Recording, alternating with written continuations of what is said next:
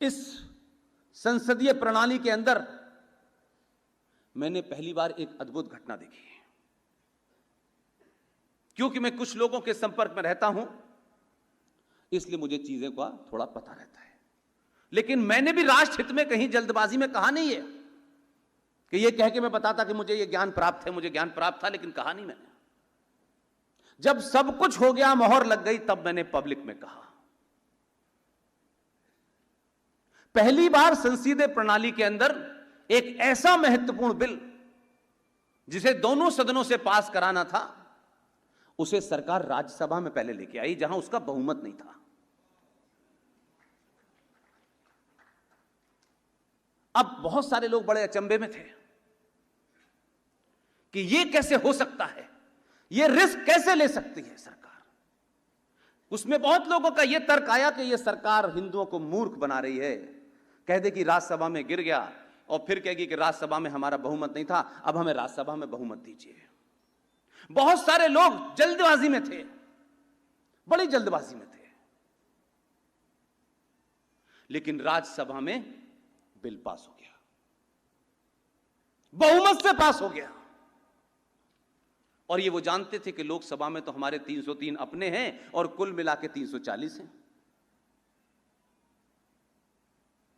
ये घटना 2 दिन के बाद देश को पता चली कि आखिर जो लोग बैठे हुए थे वहां, वो माइनॉरिटी में कैसे हो गए और माइनॉरिटी वाले मेजॉरिटी में कैसे हो गए। तो कुछ घटनाओं का जिक्र इसलिए जरूरी है कि आप अपनी सामूहिक शक्ति को बनाए रखिए, और यही शक्ति होती है कि इस बिल को राज्यसभा में लाने से पहले पूरे देश में सिर्फ 3 लोगों को पता था। क्योंकि सत्ता बदली है, व्यवस्था नहीं बदली है। जो व्यवस्था में परमानेंट लोग हैं वो खबरें लीक आज भी करते हैं। बहुत लंबे समय तक पुरानी सत्ताओं की उन्होंने दलाली की है, लिहाजा आज भी उनका कहीं कहीं इंफॉर्मेशन पास करते हैं। इसलिए 2014 में एक भेजा, 2019 में दूसरा भेजा। और आपको लगा कि यह अकेला पड़ गया, इसकी भाषा कोई समझ नहीं पा रहा है क्योंकि ज्यादातर इधर के हैं। तो आपने जब 2019 में उससे भी ज्यादा खतरनाक को भेजा, तो खतरनाक को यह समझ में आ गया कि मुझे क्यों भेजा है। मैं गीता का पाठ वाठ तो करता नहीं हूं भाई, ये तो उसने सोचा कि ये तो करने आया नहीं हूं मैं, मेरी जो पहचान है मैं वही करता हूं ना। फिर उस शख्स ने भारतीय संसद की परंपराओं को ध्यान में रखते हुए पुरानी किताबें पढ़ी। उसमें यह लिखा था कि भारत की संसद के जो नए नए चुन के एमपी आते हैं, जिनका एमपी बनते ही पासपोर्ट बनता है, उनसे कहा कि आप नीदरलैंड जाइए और वहां की पानी की व्यवस्था देख के आइए। ऐसे मिले जुले डेलीगेशन जाते रहते, कोई नई बात नहीं है। 2 महीने पहले उसने तय करा आप फला फला दिन जाएं, आप लोगों का सब कुछ तय हो गया है।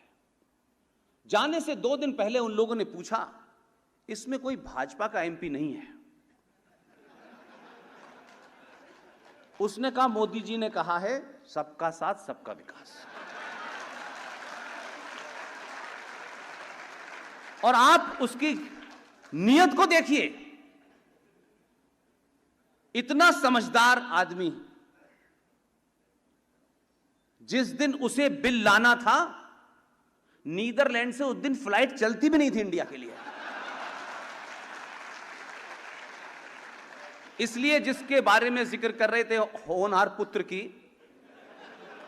वो पुत्र पीछे देख रहा था और कह रहा था कहां गए वो लोग, मिले नहीं। और बहुमत से राज्यसभा में इसीलिए पास कराया कि उसके बाद लोकसभा में तो हमारा डंका है, वहां तो हम करा ही लेंगे खुलेआम। तो धारा 370 हटी, उसके पीछे इसी व्यवस्था में से रास्ता निकाला। अगर आपकी नियत साफ है तो आप कुछ काम ऐसे भी कर सकते हैं। और ये वही 370 है जिस 370 के लिए नेहरू जी ने जिद अड़ गए थे, नहीं इसको लाना है, नहीं इसको पास कराना है। लेकिन कुछ होनी होती है कि नेहरू जी को विदेश जाना पड़ा और जिम्मेदारी देके गए सरदार पटेल को, इसे पार्लियामेंट में पास कराना है। सरदार पटेल भी सुलझे हुए थे क्योंकि मट्टी और पानी तो एक ही था। बहुत देर तक बहस हुई पार्लियामेंट में। यह कोई ऐसी बात नहीं है जो मुझे पता है, आप देख सकते हैं।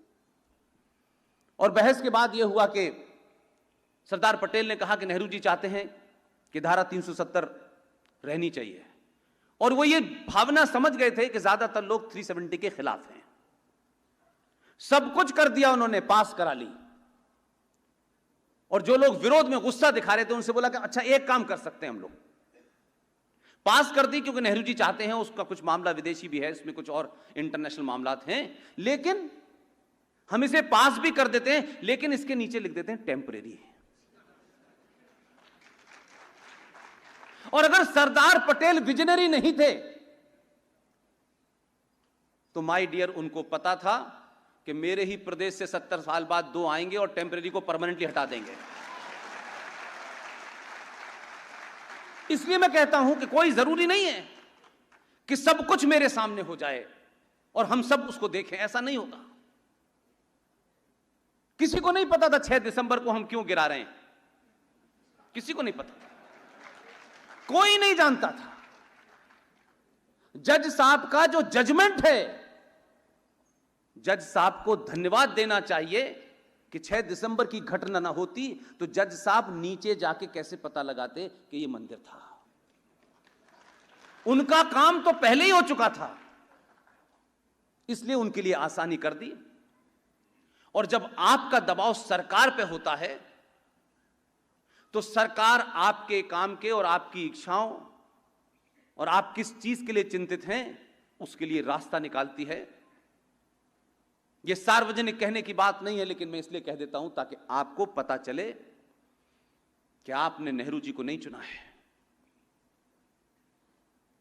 आपने सत्ता पे उस आदमी को बिठाया है जो हर फन का खिलाड़ी है। वो जानता है कि मुझे मैसेज कैसे देना है, कब देना है, कितना देना है। इसलिए 2014 तक तो सबका साथ सबका विकास था, और जब उसको लगा कि विकास हो चुका है तो उसने कहा सबका विश्वास भी जोड़ दो। तो सवाल यह नहीं है, सवाल सिर्फ इतना है, एक दिन देश के महान चीफ जस्टिस साहब से कहा मैं सुप्रीम कोर्ट घूमना चाहता हूं।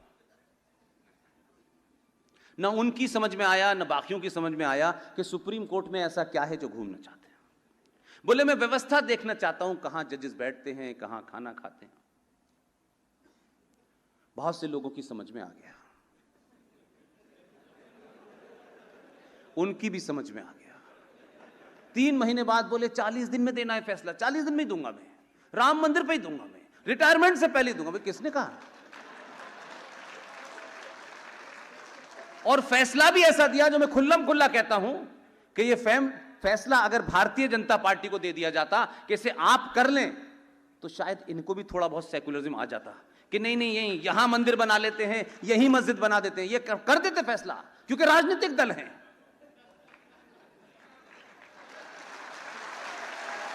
ये कर देते फैसला। लेकिन जब आपका दबाव हुआ तो राजनीतिक दल दबाव में नहीं आए। राजनीतिक दल का मुखिया आपकी उस सोच को आगे बढ़ाता रहा और चीफ जस्टिस ने फैसला दिया। उसने कहा सब कुछ ठीक है, मंदिर तो शुद्ध यहीं बनेगा, मंदिर मस्जिद वहां बना लीजिए वहां। और कहा उसने अपने फैसले में कहा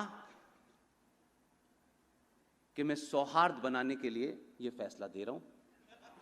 मंदिर का तो तथ्यों पे है, जो मस्जिद की जमीन दी है वो सौहार्द के लिए दी है।